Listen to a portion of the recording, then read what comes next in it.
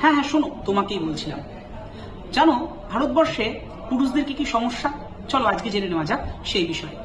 দেখো, আজকে আমাদের ইন্ডিয়ার এবং আমাদের ভারতের সংবিধান যেটা মেনলি বলছে যে ইকুয়ালিটি বিফোর ল, আইনের চোখে সবাই সমান। বিসিসিআই রিসেন্টলি এই বিষয়টাকে মান্যতা দিয়ে মেল এবং ফিমেল ক্রিকেটার সবার জন্য সমান স্যালারি বরাদ্দ করেছে। কিন্তু তারপরও দাঁড়িয়েও আজও কিন্তু ইন্ডিয়াতে মেল আর ফিমেলদের ডিসক্রিমিনেশন দেখা যায়। এমন তিনটে ল এর কথা বলবো যে তিনটে ল স্পেশালি ওম্যানদেরকে প্রোটেকশন দিচ্ছে। একটা হচ্ছে রেপ ল, সেটা কিন্তু শুধুমাত্র ওম্যানদের জন্য প্রোটেক্টেড। তাহলে কি মেনদের কোনো রেপের কেস হতে পারে না? আবার যদি দেখা যায় মেনটেনেন্স, অর্থাৎ যদি কোনো পুরুষ কোনো মহিলাকে বিয়ে করে আনে তাকে তার রেসপন্সিবিলিটি সম্পূর্ণভাবে কিন্তু সেই পুরুষের উপরে পড়তে হবে। বারে বা যেখানে ইকুয়ালিটির কথা বলেছে সেখানে এই ব্যাপার।